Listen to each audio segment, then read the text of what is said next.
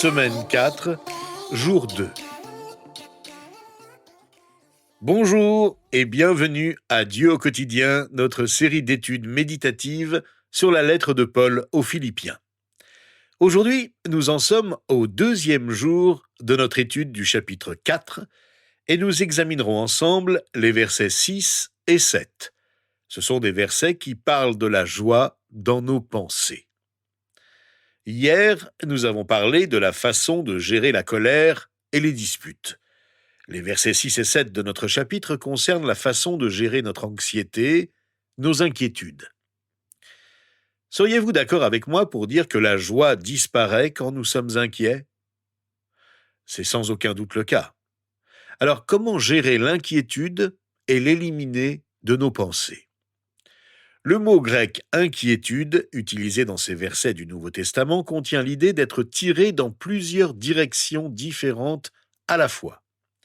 Dès que l'apôtre Paul commence à parler de l'inquiétude, au verset 6, ses tout premiers mots sont « Ne vous inquiétez de rien ».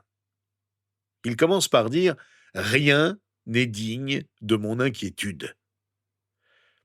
Le docteur américain Walter Calvert a mené une étude aux États-Unis qui a révélé que seuls 8% de nos inquiétudes sont légitimes. Ce qui nous rend inquiets ne se produit pas la plupart du temps. Et une bonne partie de nos inquiétudes concerne le passé ou notre santé.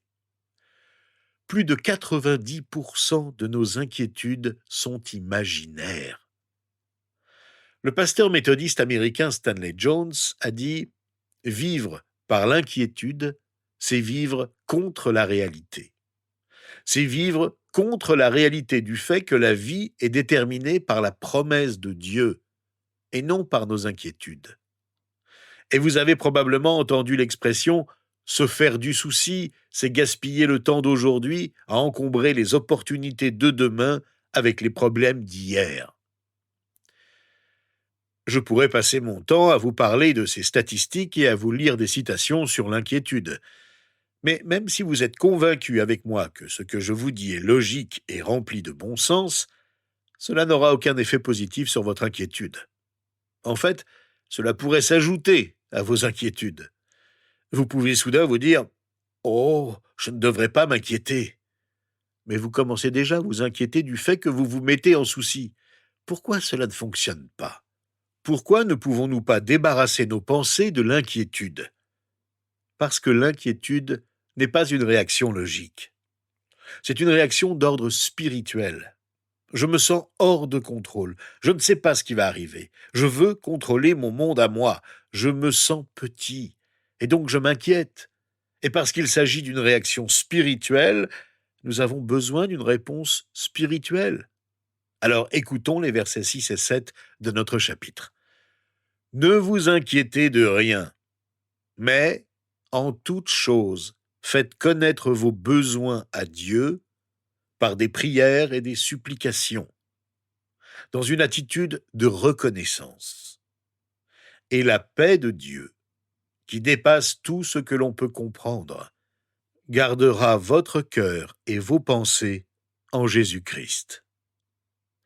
Il s'agit de décider une fois pour toutes que rien ne mérite mon inquiétude, mon anxiété, et que tout mérite mes prières et mes supplications. Oui, tout ce qui nous préoccupe mérite nos prières, comme tout ce qui ne nous préoccupe pas directement mérite aussi nos prières.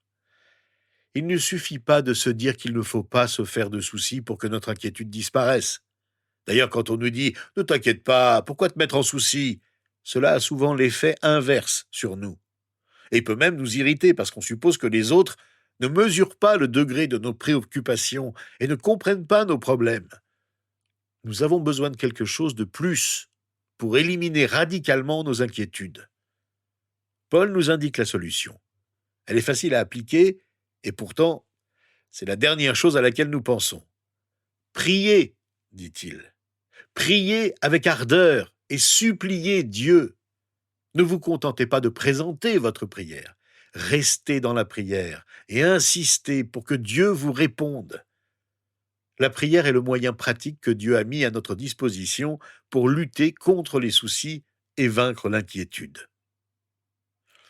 Ceci dit, laissez-moi vous poser une question. Si c'est vrai, pourquoi la prière ne parvient-elle pas toujours à vaincre l'inquiétude? Vous pensez sans doute, oh, j'ai prié à ce sujet, pourtant je continue à m'inquiéter.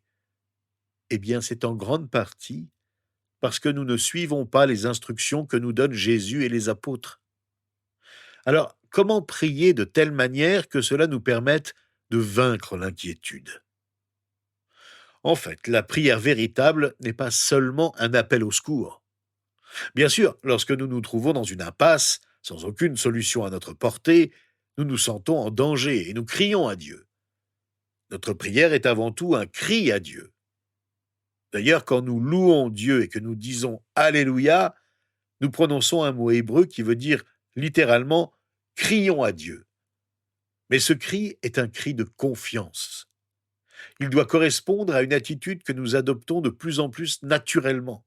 C'est parce que nous savons que Dieu va nous répondre, quelle que soit sa réponse, qu'elle corresponde à ce que nous voulons ou non, que notre réflexe est de lui présenter nos requêtes en toute confiance. Jésus, pris d'angoisse dans le jardin de Gethsémané, priait pourtant son Père du ciel avec conviction lorsqu'il lui demandait, si c'était possible, de ne pas aller jusqu'à la croix. Mais il restait soumis à la volonté du Père et lui disait, non pas ce que je veux, mais ce que tu veux. Et Dieu le Père lui a donné la force d'aller jusqu'au bout de sa mission. Jésus était constamment en communion avec son Père céleste. Lui parler était naturel, il ne pouvait pas s'en passer. Eh bien, c'est cette attitude que nous devons adopter. De quoi parlons-nous à Dieu dans nos prières? De tout. Oui, de tout. En toute chose, nous exposons nos demandes. Nous ne nous contentons pas de prier, nous supplions, nous insistons auprès de Dieu, avec conviction. C'est bien ce que Jésus a fait quelques heures avant de mourir.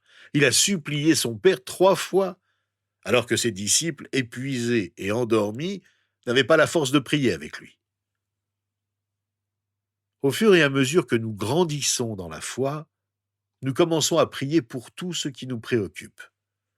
Nous prenons l'habitude de présenter notre journée à Dieu, de lui offrir notre vie, notre temps, nos activités, et de l'inclure dans tous les aspects de notre vie quotidienne. Nous ne lui parlons plus seulement quand nous traversons des crises, mais nous le prions et le supplions pour tout ce qui nous préoccupe.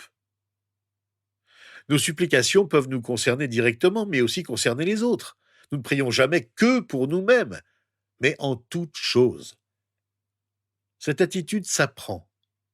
En fait, c'est celle d'un enfant qui n'a pas d'autre recours que ses parents, et qui, lorsqu'il veut quelque chose, leur demande ce qu'il veut et insiste jusqu'à ce qu'il obtienne une réponse.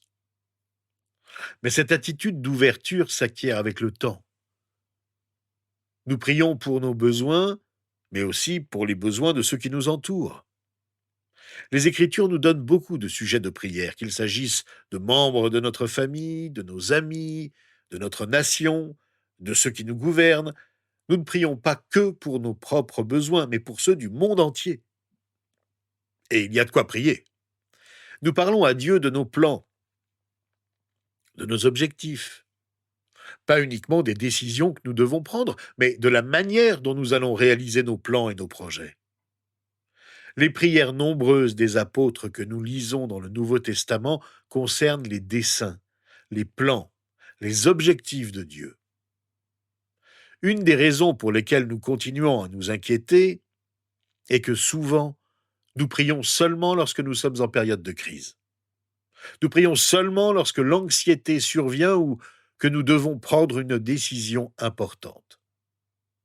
Lorsque nous avons pris l'habitude de converser tous les jours avec Dieu, nous restons convaincus qu'il nous entend et prendra toujours soin de nos soucis. Nous lui faisons tout simplement confiance. Pourquoi Dieu veut-il que nous le prions? Ce n'est pas pour lui, mais pour nous. Lorsque nous sommes assaillis par les soucis, nous pouvons nous sentir seuls, complètement envahis par l'inquiétude et la peur. Lorsque nous avons pris l'habitude de parler à Dieu tous les jours, nous ne nous sentons jamais seuls. Nous ne sommes jamais seuls. Nous savons que Dieu est avec nous. C'est ce que veut dire le nom d'Emmanuel, Dieu avec nous. Et s'il est avec nous, nous pouvons lui parler de tout. Et comme un bon et fidèle compagnon, il nous aide à dissiper notre inquiétude. Dans l'Évangile selon Matthieu, au chapitre 11, versets 28 à 30, nous lisons ce que Jésus lui-même nous demande de faire lorsque nous sommes en détresse. Venez à moi, vous tous qui êtes accablés sous le poids d'un lourd fardeau, et je vous donnerai du repos. Prenez mon joug sur vous et mettez-vous à mon école, car je suis doux et humble de cœur, et vous trouverez le repos pour vous-même. Oui, mon joug est facile à porter, et la charge que je vous impose est légère. Prier en toute chose, c'est venir à Jésus, qui veut porter notre fardeau avec nous. Le joug était une pièce de bois servant à atteler une paire d'animaux de trait pour tirer un instrument de labour ou une charrette. Le fardeau à tirer était donc 2 fois moins lourd. Jésus promet que si nous venons à lui et que nous lui soumettons notre fardeau, ce qui nous pèse, il va le partager avec nous. Lorsque nous prions, nous ne nous débarrassons pas de nos problèmes, mais nous ne sommes plus seuls à les porter. Et c'est en suivant ce que Christ nous demande que nous parvenons à être libérés de nos soucis, parce qu'il nous accompagne, parce que nous sommes attachés à lui. Nous prions Dieu, nous le supplions, et nous lui sommes reconnaissants. C'est dans une attitude de gratitude que nous nous adressons à lui. Nous nous exprimons toujours à lui dans la reconnaissance. Mais est-ce bien l'attitude que nous adoptons lorsque nous sommes assaillis par l'angoisse, l'anxiété ou la peur, lorsque nous n'avons en tête que nos soucis accablants? Dieu ne nous doit rien. Nous lui devons tout. C'est une grâce, un privilège qu'il nous accorde de pouvoir nous approcher de lui à tout moment et de lui parler comme à notre meilleur ami dans un profond respect. Rien que cela doit nous inciter à lui exprimer notre reconnaissance. Il nous entend, il nous écoute. Il sait déjà ce dont nous avons besoin et ce que nous voulons.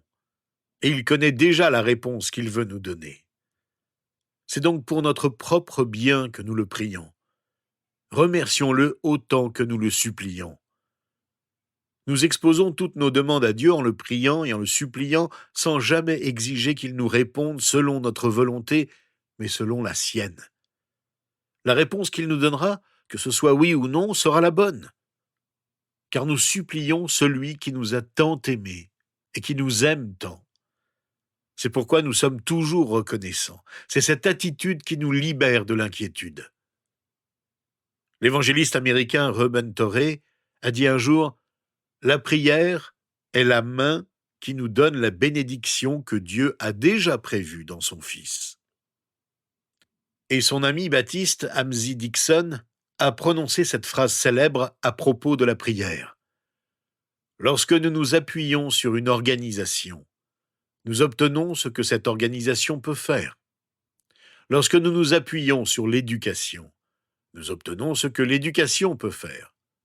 Lorsque nous nous appuyons sur notre habileté à bien parler, nous obtenons ce que cette habileté peut faire.